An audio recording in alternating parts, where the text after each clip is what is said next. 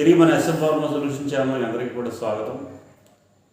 కొద్ది రోజులు గ్యాప్ తర్వాత మళ్ళీ మనం కలుసుకుంటున్నాం. అలాగే మొన్న పాత వీడియోస్లో మా ముందర వీడియోస్లో అన్నింటిలోనూ కూడా కొన్ని సిరీస్ ఆఫ్ వీడియోస్ చేసి ఒక ఇంటర్వ్యూకి వెళ్ళినప్పుడు మన బిహేవియర్ ఎలా ఉండాలి, మన పరిస్థితి ఎలా ఉండాలి, మనం ఏ విధంగా నడుచుకోవాలనే విషయాలన్నీ కూడా చర్చించడం జరిగింది.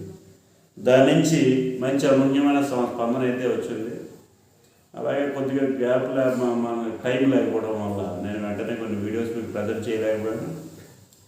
ఇప్పుడు ఈరోజు మనం చెప్పుకునే వీడియో ఏంటంటే, చాలామంది నన్ను కామెంట్స్ రూపంలో ఇంటర్వ్యూకి వెళ్ళినప్పుడు ఏ విధమైన క్వశ్చన్స్ మమ్మల్ని అడగడానికి అవకాశం ఉంది, మేము ఏ విధంగా ఫేస్ చేయాలన్న విషయాలు అడగడం జరుగుతుంది. అది కూడా జూనియర్స్ అయితే ఏ విధంగా ఉంటుంది, ఒక 3-4 సంవత్సరాల ఎక్స్పీరియన్స్ ఫార్మల్ ఇండస్ట్రీలో వచ్చిన తర్వాత ఏ విధంగా ఉంటుంది అనే విషయాలన్నీ కూడా మాకు చెప్పండి అని అడగడం జరిగింది.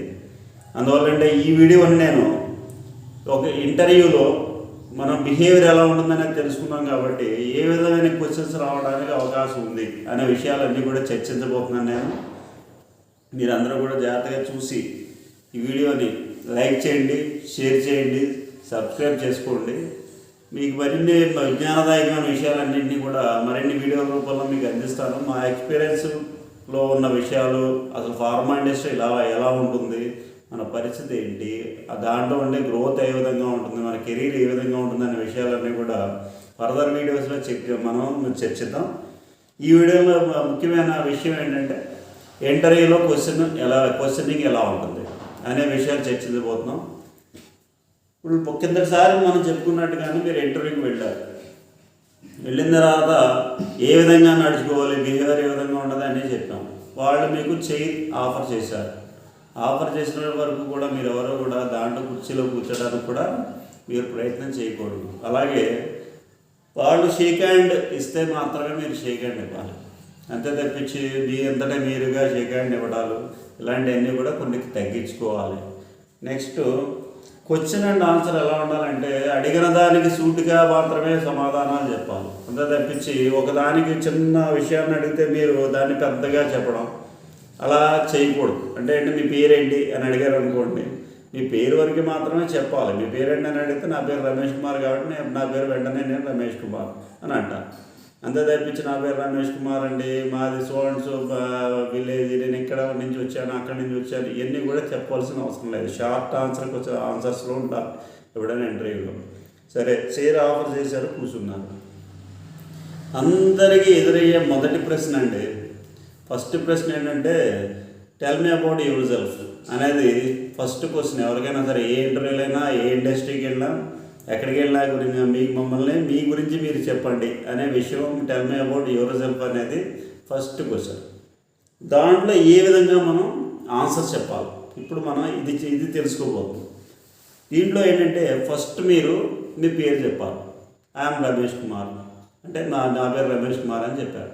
ఇంకొకటి తెలుసుకోవాల్సిన విషయం ఏంటంటే, మీకు లాంగ్వేజ్లో ఏ లాంగ్వేజ్లో అయితే పూర్తిగా పట్టుందో ఆ లాంగ్వేజ్లో చెప్పడం బెటర్. అంతా తప్పించి వచ్చి రాని లాంగ్వేజెస్లో మాట్లాడటానికి మాత్రం ప్రయత్నం చేయకూడదు. వాళ్ళు రిక్వెస్ట్ చేయొచ్చు, నేను కంటిన్యూ మీద మదర్ టంగ్ అని చెప్పేసి అడగచ్చు.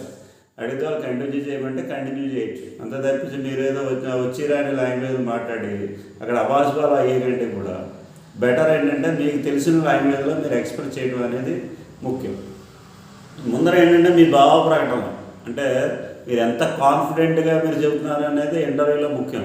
అంతా తప్పించి మీరు ఏ లాంగ్వేజ్ మాట్లాడేది ఇవన్నీ అనవసరం. యాక్చువల్గా ఇంగ్లీష్లో బెటర్గా ఉంటే బెటర్. ఎందుకంటే ఏదైనా నవ్వేడేస్ అంతా కూడా ఇంగ్లీష్ మీద నడుస్తుంది కాబట్టి కనీసం tell me about your self ఉన్నప్పుడు మీరు నేర్చుకుని ఉండడం ముఖ్యం. దాన్ని చక్కగా మీరు చెప్పగలిగితే బాగుంటుంది. ఎందుకంటే first impression is best impression అంటారు. కాబట్టి దాంట్లో ఇంప్రెసివ్గా మనం చెప్పగలిగితే బెటర్గా ఉంటుంది. ఇది మీరు కొద్దిగా ఫస్ట్ ఇంటర్వ్యూకి వెళ్ళే ముందర ప్రాక్టీస్ చేయడం కూడా మంచిది. దాంట్లో మైసెల్ఫ్ ఐఎమ్ రమేష్ కుమార్ అని చెప్పాను, నా పేరు చెప్పుకున్నాను. చెప్పిన తర్వాత మీరు ఎక్కడి నుంచి వచ్చారు అనేది చెప్పాలి. మీరు ఏ డిస్ట్రిక్ట్ నుంచి వచ్చారు, మీరు ఏ టౌన్ నుంచి వచ్చారు, ఇవన్నీ కూడా చెప్పుకోవాలి. తర్వాత మీ అకాడమిక్ బ్యాక్గ్రౌండ్ అంటే మీరు చదువుకున్నది ఏంటి, ఫస్ట్ మీకున్న హైయెస్ట్ క్వాలిఫికేషన్ ఏంటో అది చెప్పాలి. దాంట్లో మీకు ఏమన్నా స్పెషలైజేషన్స్ చేసి దాంట్లో ఎడిషనల్గా మీ మార్క్స్ అవన్నీ కూడా చెప్పుకోగలిగితే కొద్దిగా ఇంప్రెసివ్గా ఉంటుంది. అలాగని అతిగా చెప్పకూడదు. ఎప్పుడైనా సరే దేంట్లో అయినా సరే మీకున్న స్ట్రాంగ్ పాయింట్ని మీరు ఎలివేట్ చేసుకోవాలి, కానీ దాన్నే విపరీతంగా చెప్పకూడదు. ఎందుకంటే వాళ్ళు కూడా చిరాకు తెప్పించుకోరు. అందువల్ల మీకు మీకు చదువుకున్న హయ్యెస్ట్ క్వాలిఫికేషన్ ఏంటి, దాంట్లో ఎంత పర్సంటేజ్ ఆఫ్ మార్క్స్ మీరు తెచ్చుకున్నారు, అలాగే దాంట్లో స్ట్రాంగ్ పాయింట్స్ ఏంటి ఏమన్నా ఉంటే కనుక అది ఎక్స్ప్రెస్ చేయాలి. మీకు ఎక్స్పీరియన్స్ లేని వాళ్ళ గురించి ఇప్పుడు మాట్లాడుతున్నాను. ఎక్స్పీరియన్స్ లేని వాళ్ళకి ఎలాగే ఎక్స్పీరియన్స్ ఉండదు కాబట్టి వాళ్ళు డైరెక్ట్గా ఇవే విషయాలు మాట్లాడాలి. నెక్స్ట్ అలాగే వాళ్ళ కుటుంబ నేపథ్యం అంటే ఏంటి, మీ ఫాదర్ ఏం చేస్తారు, మీ మదర్ ఏం చేస్తారు, అలాగే ఇంకా మ్యారేజ్ అయిపోతే మీ మిసెస్ వాళ్ళు ఏంటి హోమ్ మేకరా, లేకపోతే ఏంటి వాళ్ళు కూడా జాబ్లో ఉన్నారా, ఇలాంటి విషయాలన్నీ కూడా చెప్పాలి. ఈ ఫైనాన్షియల్ బ్యాక్గ్రౌండ్ ఇవన్నీ కూడా చెప్పాల్సిన అవసరం లేదు. నెక్స్ట్ ఇలా ఏంటంటే మీకు సంబంధించిన బ్రీఫింగ్ అంతా కూడా మీరు కంటిన్యూస్గా చెప్పగలగాలి. మీ బ్రదర్స్ ఎంతమంది ఉన్నారు, సిస్టర్స్ ఎంతమంది ఉన్నారు, వాళ్ళు ఏం చేస్తున్నారు అంటే ఏంటంటే ఒక 5-10 నిమిషాలు కంటిన్యూస్గా మాట్లాడితే ఎలా ఉంటుంది భయం లేకుండా అనే దాని గురించి ఎక్కువగా అడుగుతారు ఈ క్వశ్చన్. మీ గురించి మీరు ఎక్స్ప్రెస్ చేయడం, మీ గురించి మీరు చెప్పడం, ఇవన్నీ కూడా ముఖ్యం. మధ్యలో కూడాను వాళ్ళు ఏంటి మీ బ్యాక్గ్రౌండ్ చెప్పేటప్పుడు చిన్న చిన్న క్వశ్చన్స్ మళ్ళీ అడగడానికి అవకాశం ఉంది బ్రేక్ చేసి. అప్పుడు కూడా మీరు బ్రేక్ చేయకుండా మీరేదో మొదలుపెట్టి కంటిన్యూస్గా పాఠం చెప్పినట్టుగా కంటిన్యూస్గా చెప్పకూడదు. అక్కడ వాళ్ళు బ్రేక్ చేసిన క్వశ్చన్ దగ్గర కూడా మీరు కరెక్ట్ షార్ట్ ఆన్సర్లో ఆన్సర్ చెప్పేసి కట్ ఆఫ్ చేయాలి. మళ్ళీ వాళ్ళు అడిగిన క్వశ్చన్కి మాత్రమే ఆన్సర్ చెప్పాలి. నెక్స్ట్ ఫ్రెషర్స్కి ఇంకా వచ్చే మా క్వశ్చన్ ఏంటంటే, ఈ కంపెనీ మీకు ఎలా తెలుసు, ఈ ఇండస్ట్రీ గురించి మీకు ఏం తెలుసు, ఇలాంటి క్వశ్చన్స్ అడుగుతూ ఉంటారు. అడగడం వల్ల వాళ్ళకి ఏంటంటే అసలు మీకు ఈ కంపెనీలో ఎలా మీరు ఇక్కడికి అప్రోచ్ అయ్యారనేది ముఖ్యంగా వాళ్ళు అడిగేది. కొంతమంది చాలామంది ఏంటంటే కొన్ని రెఫరెన్సెస్ వల్ల వస్తూ ఉంటారు, లేదంటే అడ్వర్టైజ్మెంట్స్ చూసి వస్తూ ఉంటారు, ఇలాంటి మీడియా ద్వారా వచ్చి అడ్వర్టైజ్మెంట్ ద్వారా వస్తూ ఉంటారు. ఇవన్నీ జరుగుతూ ఉంటాయి. అదే ఒక రెఫరెన్స్ ద్వారా మీరు ఎంటర్ అయ్యారు అంటే అక్కడ ఆ కంపెనీలో పనిచేసే వ్యక్తి ఎవరైనా మీకు రెఫరెన్స్ ఇచ్చారు. రెఫరెన్స్ ఇస్తే ఆ వ్యక్తి యొక్క పేరు, మీకు ఆ వ్యక్తి ఎలా తెలుసు అని అడుగుతారు. అంటే ఆ వ్యక్తి వల్ల రెఫరెన్స్ ఇచ్చినంత మాత్రాన మీకేం వెంటనే ఉద్యోగం వచ్చేది. కానీ ఆ వ్యక్తి రెఫరెన్స్ ఉండడం వల్ల మీరు ఈజీగా కాంపౌండ్లో ఎంటర్ అవ్వగలుగుతారు అంతే. అంతకు మించి వాళ్ళు ఏదో రెఫరెన్స్ ఇచ్చిన అంత మాత్రాన ఉద్యోగం వచ్చేది. ఎంట్రీలో మీ బిహేవియర్ మీరు ఎంత జెంటిల్గా మీరు మేనేజ్ చేశారనే విషయాల మీద ఆధారపడి మాత్రమే మీకు ఉద్యోగం వస్తుంది. అంతే తప్పించి మీ ఓన్ టాలెంట్ అనండి ఎంతనా కానీ మీరు ఇంటర్వ్యూలో మీరు చేసే విధానం, మీలో ఉండే కాన్ఫిడెన్స్ లెవెల్స్ ఇవన్నీ ఉంటేనే మీ ఉద్యోగం మీకు వస్తుంది. అంతే తప్పించి ఏదో ఒక వ్యక్తి రిఫరెన్స్ ఇచ్చాడు నాకు గ్యారెంటీ ఉద్యోగం వస్తుంది అనుకుంటాం అనేది ఒక భ్రమ అంతే.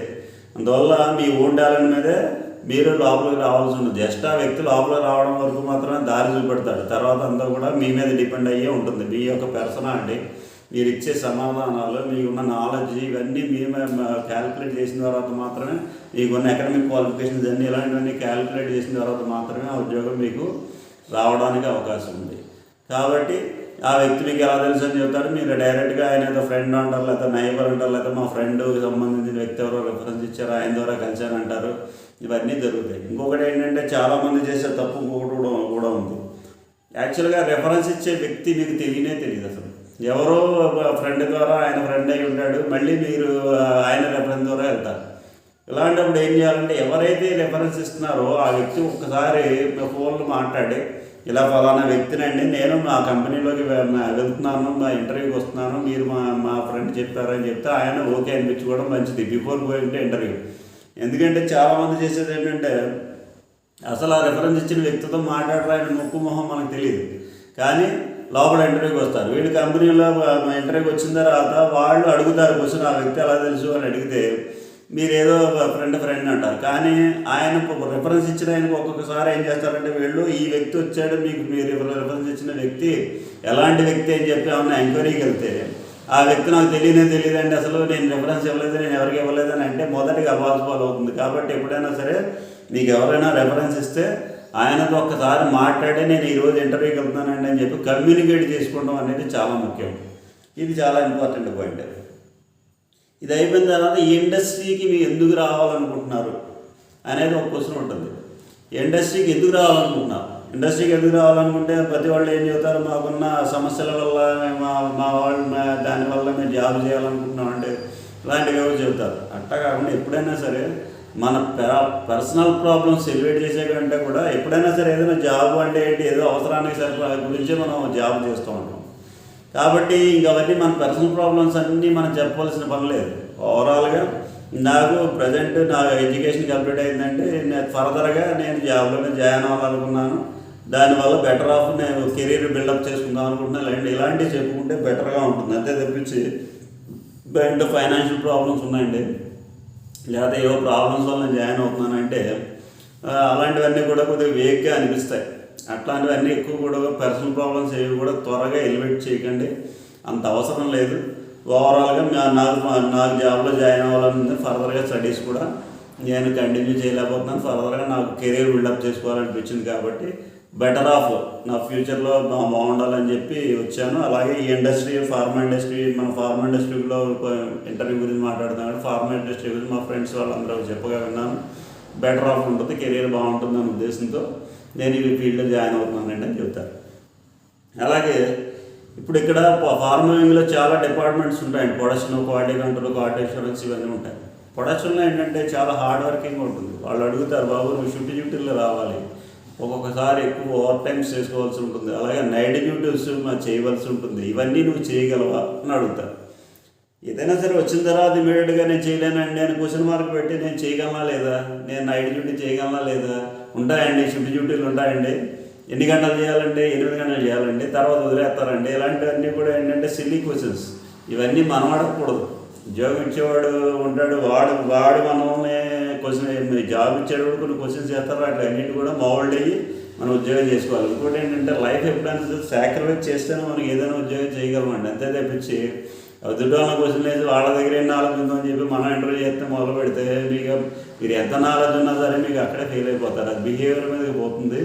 అందువల్ల ఎప్పుడైనా సరే ఎదురు క్వశ్చనింగ్ అనేది మానేసేయండి. ఇండస్ట్రియల్ నామ్స్ ప్రకారంగా ఏవైతే చాలామంది అడిగే క్వశ్చన్, నాకు శాలరీ ఎంత ఇస్తారండి అని అడుగుతారు.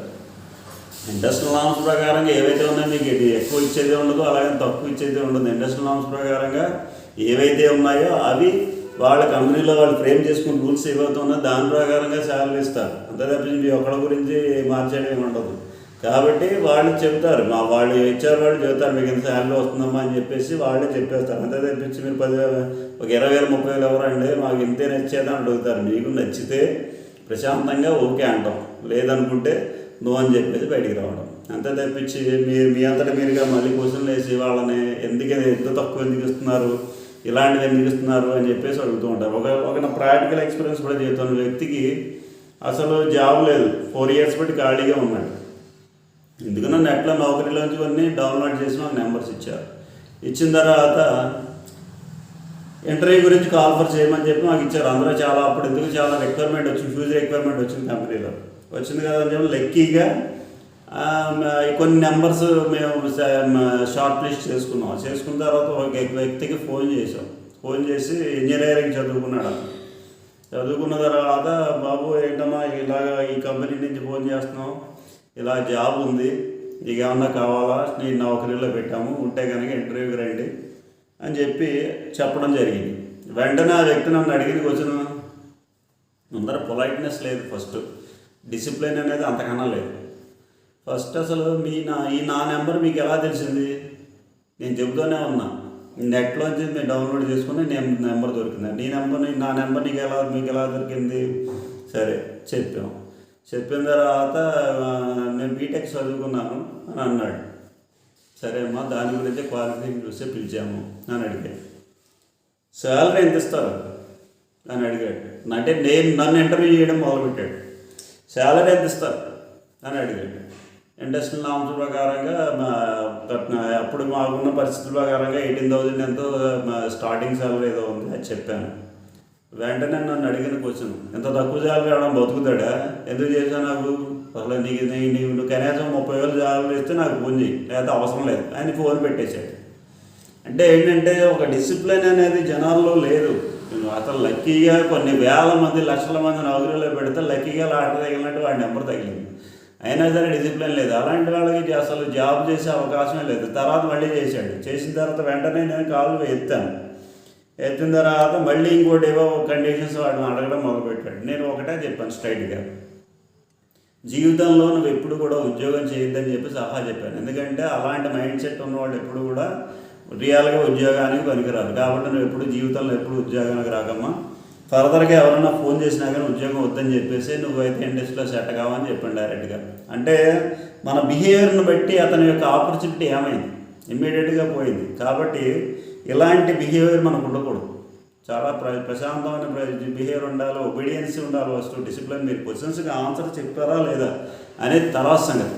ఫస్ట్ ఏంటంటే మన బిహేవియర్ ఒబీడియంట్గా ఉండాలి, డిసిప్లిన్గా ఉండాలి, మంచి ఫెయిర్ లుకింగ్ పర్సనాలిటీ ఉండాలి. ఏదో రఫ్ అండ్ టఫ్గా ఉండి ఏదో బయట ఉన్నట్టుగా మనం సమాధానం చేస్తే మనకు ఉద్యోగాలు రావాలి. ఇవన్నీ కూడా ఫ్రెషర్స్ అందరూ కూడా దృష్టిలో పెట్టుకోండి. అలాగే ఇంకా నెక్స్ట్ సీనియర్స్ అంటే ఒక 3-4 ఇయర్స్ ఎక్స్పీరియన్స్ వచ్చింది. వచ్చిన తర్వాత వీళ్ళకి ఎలా ఉంటుంది ఇంటర్వ్యూ క్వశ్చనర్ అనేది. ఇప్పుడు 3-4 ఇయర్స్ వచ్చేసిన తర్వాత మన ప్రపంచం అంతా నాకు మొత్తం తెలుసు అనే ఫీలింగ్లోకి వెళ్ళిపోతూ ఉంటారండి చాలామంది. అంటే అంతా నాకు తెలుసు, నాకు ఇంకా అసలు ఏమి తెలియదంటే లేదు, ప్రపంచంలో ఆగింత తగిన అమెరికా వరకు అన్నీ నాకు తెలుసు అనే ఫీలింగ్లోకి పోతారు. ఇది చాలా రాంగ్ కాన్సెప్టే. ఎందుకంటే మనం లెర్నర్స్ అంతే. ఎవరైనా సరే నేను ఎన్ని సంవత్సరాల ఎక్స్పీరియన్స్ వచ్చినా మొదటి రోజు ఏ విధమైన మైండ్ సెట్తో ఉన్నాము, చివరి రోజు రిటైర్ అయిపోయే రోజులు కూడా అదే రకమైన మైండ్ సెట్తో ఉండాలి, ఎంతూజియాజం ఉండాలి, కొత్త విషయాలు నేర్చుకోవాలని చెప్పి ఒక రకమైన ఎంతూజియాజం ఉంటే మాత్రమే ఏ ఇండస్ట్రీలో కానీ ఫర్దర్గా ఎదురుకెళ్తాం. ఇంకొకటి ఏంటంటే ఒక కంపెనీ నుంచి ఇంకొక కంపెనీకి మారేటప్పుడు ఎక్స్పీరియన్స్ వచ్చేసిన తర్వాత కంపెనీ అవతల కంపెనీ యొక్క ఎక్స్పెక్టేషన్స్ కొద్దిగా డిఫరెంట్గా ఉంటాయి. ఎందుకంటే ఒక సీనియర్ పర్సన్స్ మనం తీసుకుంటున్నాం అంటే వాడి మీద ఎక్స్పెక్టేషన్స్ డిఫరెంట్గా ఉంటాయి. ఎప్పుడైనా సరే ఒక జూనియర్ లెవెల్ నుంచి సీనియర్ లెవెల్కి వెళ్తున్నారు అంటే వాడు సీనియర్లో ఆలోచించాలి, సీనియర్గా మనకు పనిచేయాలనే ఉద్దేశంతో చేస్తారు.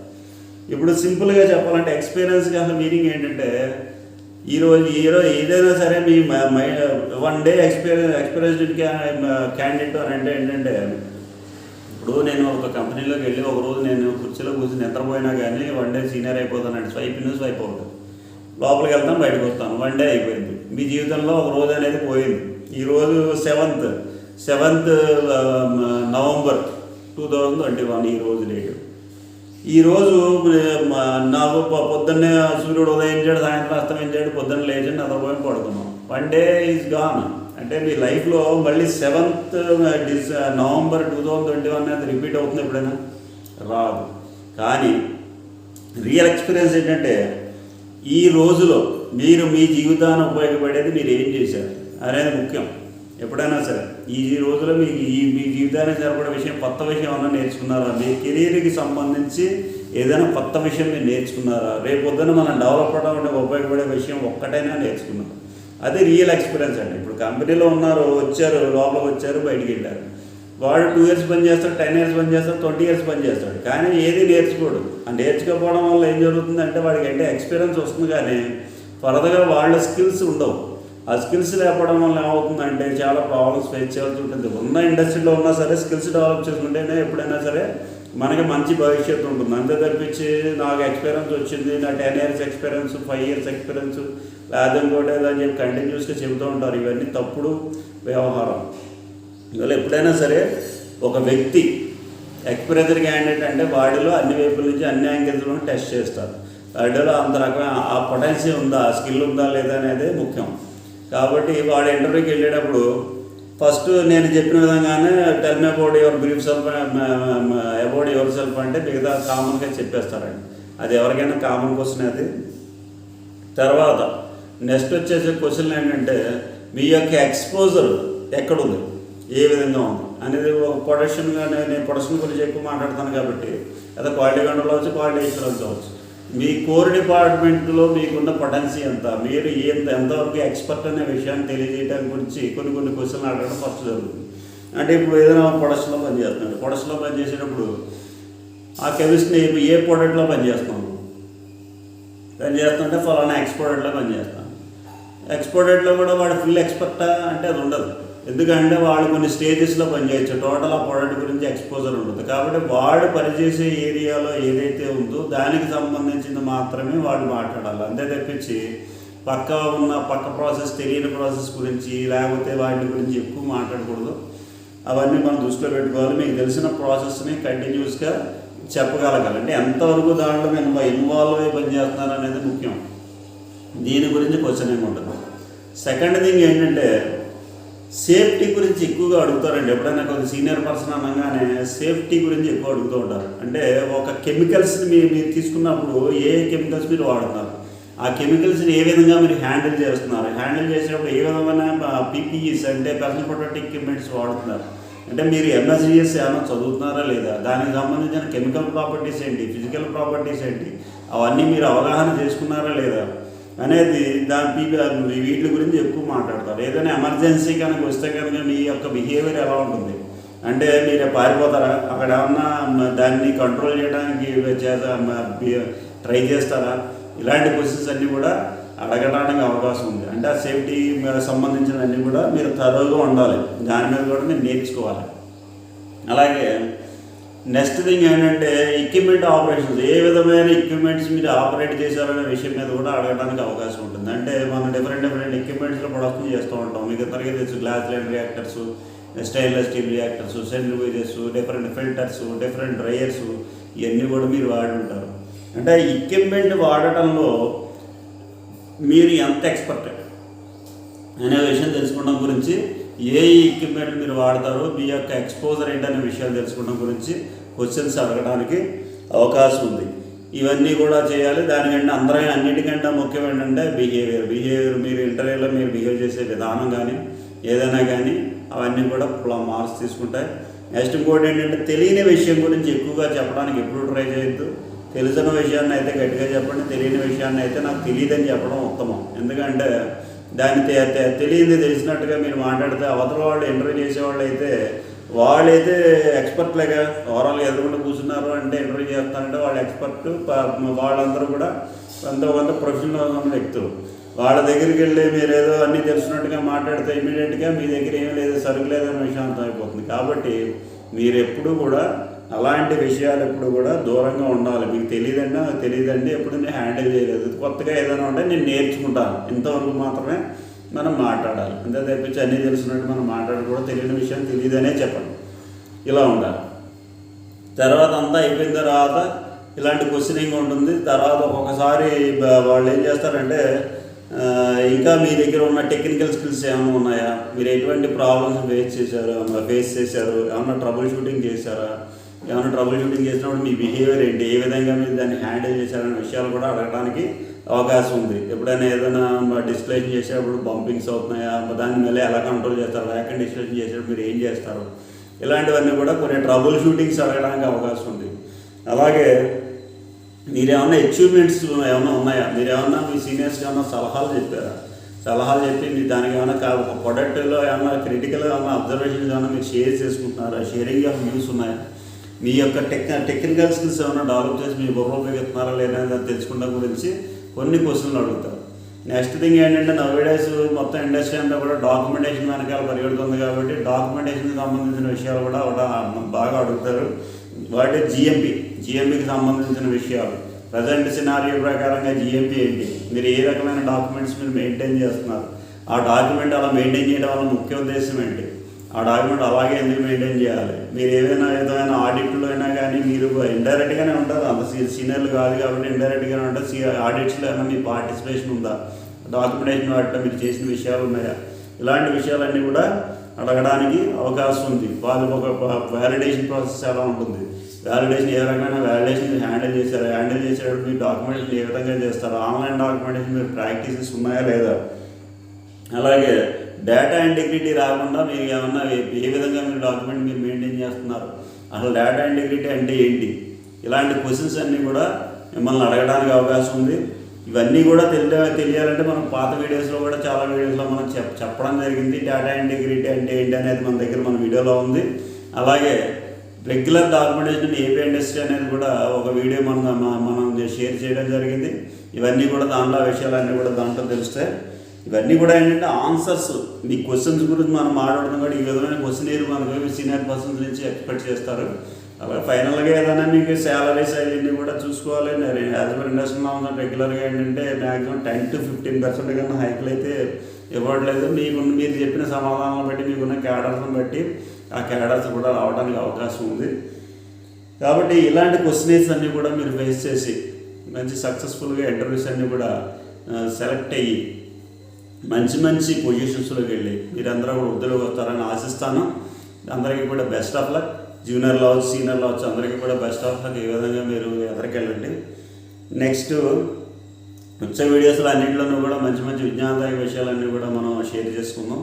ఈ ఛానల్ని బాగా లైక్ చేయండి, షేర్ చేయండి, సబ్స్క్రైబ్ చేయండి. తెలియని వాళ్ళకి మన ఛానల్ గురించి చెప్పండి, వాళ్ళ చేత కూడా సబ్స్క్రైబ్ చేయించండి. అలాగే కొత్త విషయం ఏంటంటే ఈ వీడియోలో నేను చెప్పుకోవాల్సింది, మా మదర్ కూడా ఈ మధ్య రీసెంట్గా యూట్యూబర్ అయ్యారు. అంటే అఫ్కోర్స్ నేను ఇక్కడ ట్రైనింగ్ ప్రోగ్రామ్స్ గురించి, ఫార్మ్ ఇండస్ట్రీ గురించి మాట్లాడతారు.